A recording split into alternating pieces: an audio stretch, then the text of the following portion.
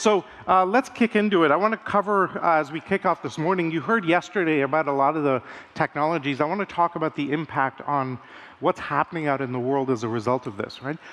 Peter went through his 6Ds. I kind of covered through some of that. You've heard a little bit about my background. I'm the founding executive director here. I spent 10 years in Europe restructuring large European organizations, by the way, as a management consultant, mostly French ones, which is why I'm bald. And then if you've interacted with French companies, you'll understand that. I'm actually Canadian and originally from India. For 2 years before Singularity, I was the head of innovation at Yahoo, running their incubator. And I found that when you try and do disruptive innovation in a large organization, the immune system of the company will come and attack you, right? As John mentioned yesterday, all of our organizations are built for efficiency and predictability. They're not built for disruption. They're not built for adaptability. We have to figure out how to adapt this and come up with a completely new paradigm. You heard about some of the technologies yesterday. I want to cover one that we didn't cover. But we look at the world predominantly like this. The world, in much of your world, we're dealing with very physical objects. The world used all of our business structures operated on the sheer physicality. We would take raw materials and transform them, add value, sell them on, et cetera, et cetera. Little by little, we added a second layer of industries where the product might be physical, but all the revenue streams were digital, like your Kindle or your iPhone. And then with the rise of the internet, we've started to see businesses and industries that are completely digital from the bottom up, right? And the world looked predominantly like this very narrow pyramid, few information-based industries, but still vastly, vastly physical. But we're really seeing that flip around very dramatically today. We're slapping sensors on everything. We're using AI and machine learning to analyze all the data streams. And more we're becoming information-based businesses. We do this event called the IPP, called the Innovation Partners Program with Deloitte and XPRIZE, where we bring together the C-suite of Fortune 500 companies for 4 days at a time. And 2 days, we give them briefings on the technologies, 2 days on how to think about organizing for it, a lot of John's thinking and my work on the book. We asked them beforehand, how aware are you of some of these breakthroughs? And you can imagine most had very little awareness. And to be fair, if you go 5 minutes from our campus to the Google headquarters and you ask the average Google engineer about some of these technologies, they have no idea. Right? Everybody's heads down trying to get work done. Meanwhile, all of these technologies are accelerating very rapidly away. So beforehand, very little awareness. At the end of the 4 days, we asked them, how big of an impact do you think this will have on your industries? And we gave them a timeline of 2, 4, 6, 8, 10 years and a severity scale of low, medium, high, game-changing impact, and said, plot on this kind of 2x2 matrix where you think we'll be. The statistic at the top absolutely floored us. 80% of them agreed that these technologies would have a game-changing impact on their industries within 2 years. Okay? 100% within 5 years. So that's the gap that we're trying to bridge in many cases. Most people have very little awareness of what's coming. When they do, there's this kind of, oh heck moment, and I'm using the polite Canadian word there, as to what do you do about it.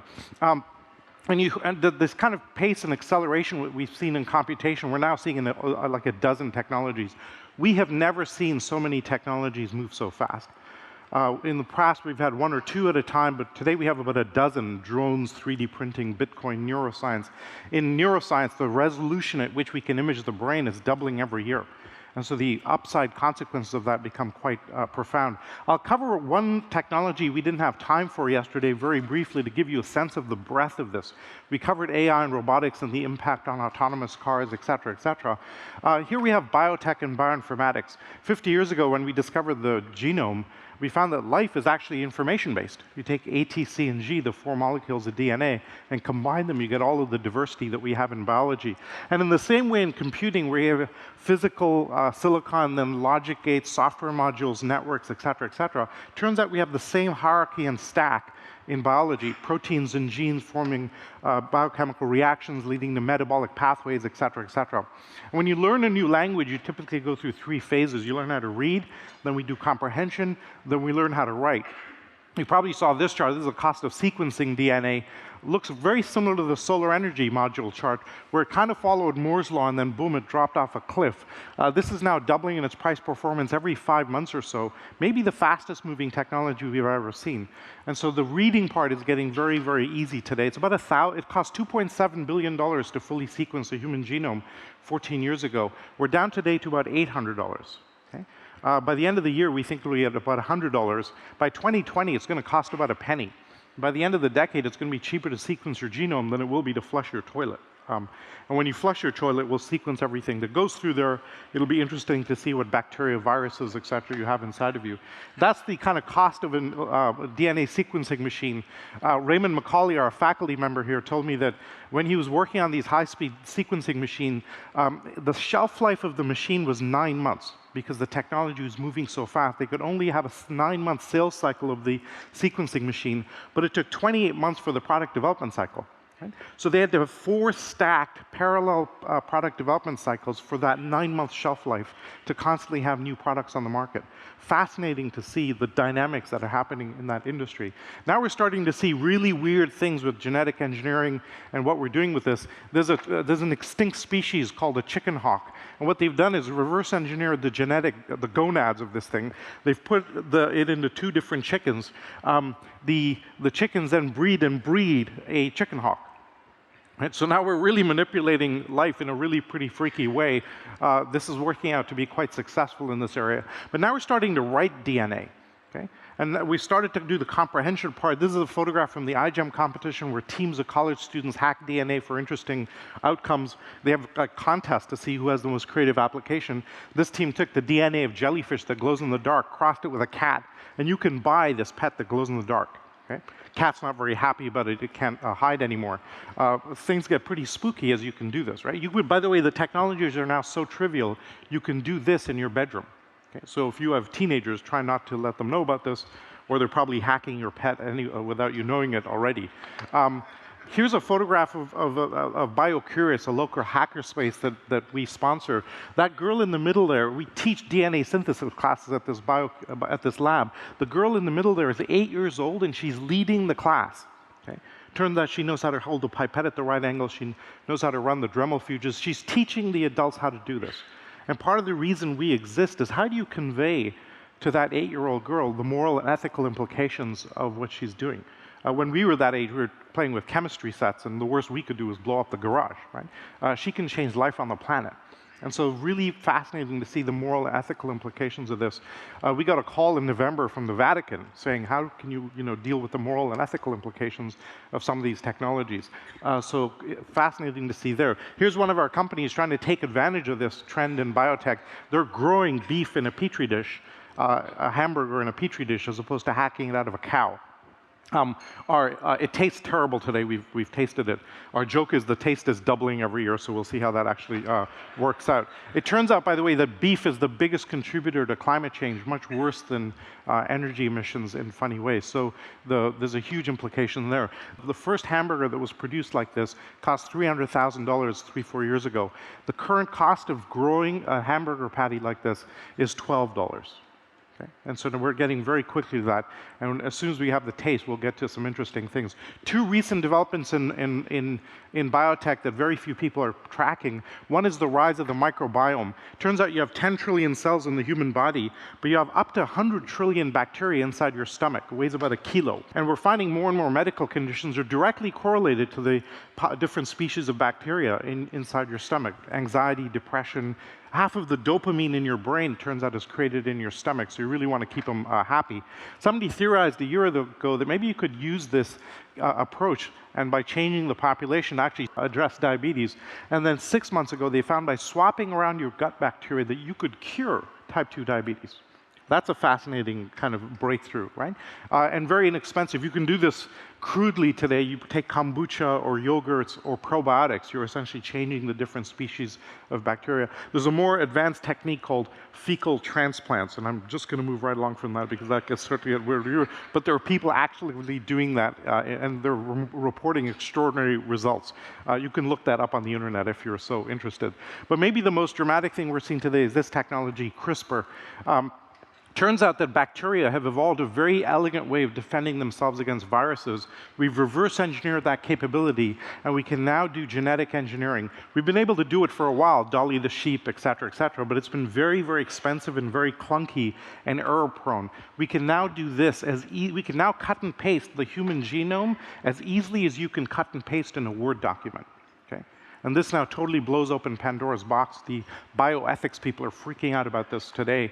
The technology is now out there and understood, and everybody's experimenting with it. The Chinese announced last year that they're actually editing embryos in the womb. Okay? And so really we're going to see some extraordinary outcomes from that. Now, this disruption, one of the ways we frame this disruption is photography.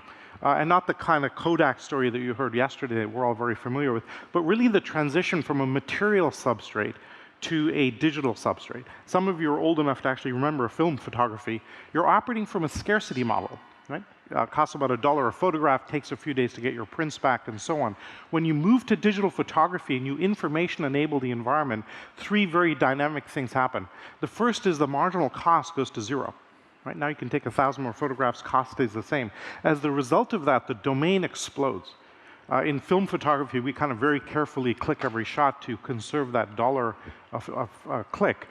Today, we're essentially holding the shutter button down on all of our devices and taking billions of times more photographs. The third thing that happens is very subtle but very important from a business perspective is you shift the problem space. In a scarcity problem space, I may take courses in photography, I learn about the rule of thirds, I learn about composition, et cetera, et cetera.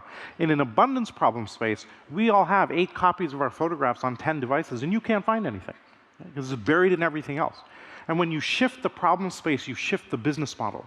The way you make money changes, and the incumbents are all optimized to a material scarcity-based model, often get left behind when you move to this digital model. And this transition, as you can see from yesterday, is happening across all of these technologies.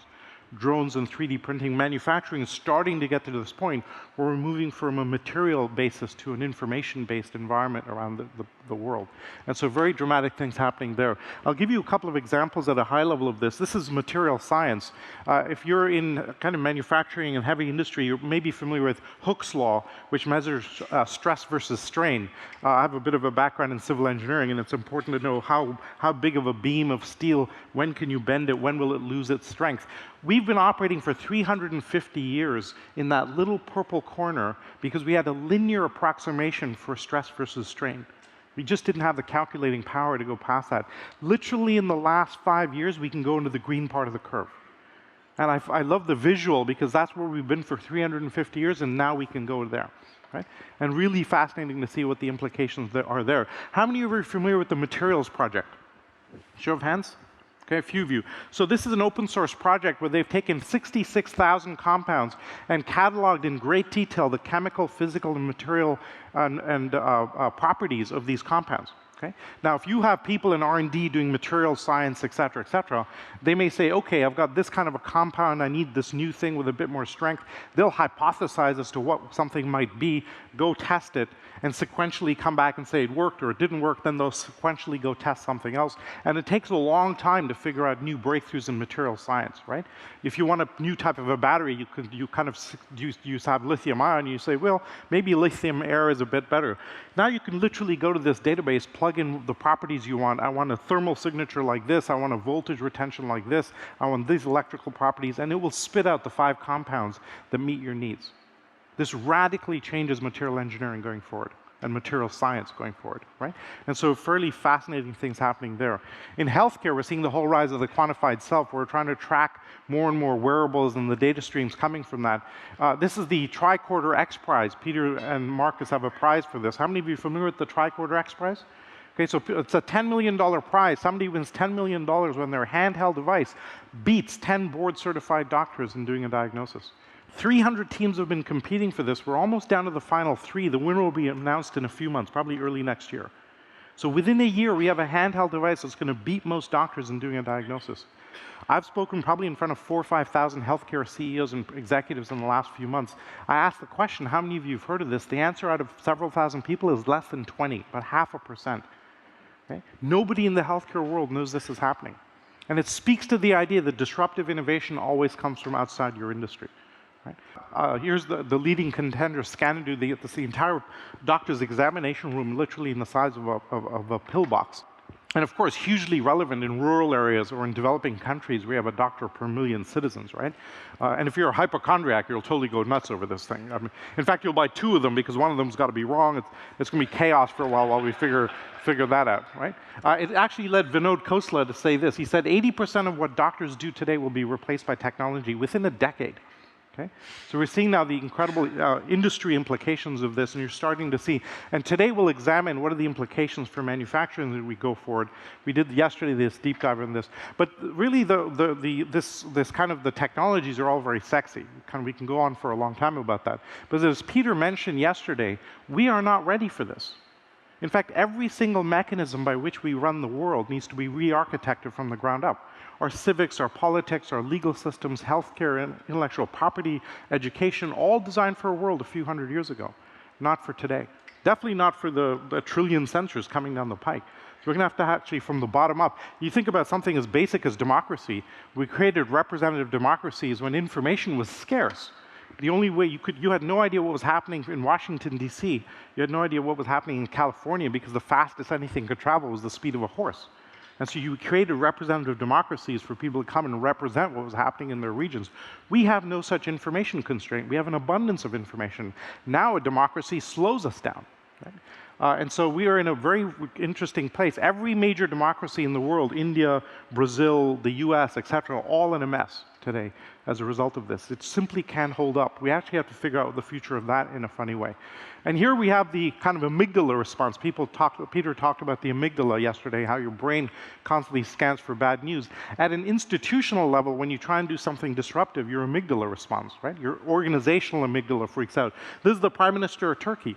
Pretty smart, thoughtful guy. Totally ridiculous comment about technology. That's his amygdala freaking out. This is the US amygdala freaking out, trying to deal with new issues, but trying to use old structures to deal with it. You can see they highlighted this in the FBI Apple encryption thing. In fact, the Fourth Amendment, the right to privacy in the US, is now gone. We have no constitutional protection for privacy left in the US. A fundamental pillar of American society has disappeared with no public conversation around it. Right? So very, very dramatic changes there happening there. And then you have the Luddite response, where people just go, I'm just going to pretend it's not happening, and I don't even want to have the conversation because I just don't believe it. Right? This is the governor of Florida. Florida is ground zero for climate change. Miami, in best estimates, will be gone in about 20, 25 years. And the governor ordered the state EPA, the Environmental Protection Agency, he said, don't ever use the words sustainability, oceans rising, climate change, or global warming. Don't ever use those phrases. Right? The scientists finally got so annoyed they leaked it to the press, and he's dealing with the response of that. I was asked what I think of this, and I said, I call that treason. You swore to protect your constituency, and by not having the conversation, you're violating that. Right? You can argue about the data, but to not have the conversation, that's incredible. And the Canadian government for the last 80 years has been deleting climate change data because of the oil industry. And so really fascinating to see how our governments and our governance models are stressing out around this. Now, from an economic perspective, there's two things happening. The first is the metabolism of the environment and the economy is accelerating. It used to take like 20 years to create $1 billion marketplace, and now we're seeing that happen in months. But this is the curve I really want to highlight. This is the newspaper business, and once we went fully digital from end to end of the newspaper business, we saw this deflationary cliff, where kind of eBay, Craigslist really fully bid. 6 times drop in revenues in a 2-year period. And this curve is what we see typically across. This is the music business, same thing. This cliff where revenues kind of trundle along and then boom, they hit a wall. This cliff, if you're following the media world, is hitting the TV business in the US right now. Media buying is finally catching up to the reality that very few people are watching ads, right? And the younger generation isn't even watching TV. And so this is causing quite a panic in that world. And as we talked about yesterday, we're very, very bad at spotting this pace of change. We cognitively do not really get it. The Google car, when it first came out, the cost of the LiDAR, GPS, radar, sensors added up to about $250,000 a car. And everybody looked at that and said, cute research project, you'll never commercialize it. 2 years later, it was down to $80,000 a car, a bit better, but still far away from a consumer reach, and we just dropped below $1,000 a car. Right? And now everybody's kind of freaking out. Ericsson made this prediction in 2010. They said, we'll have 50 billion internet-connected devices by the end of the decade.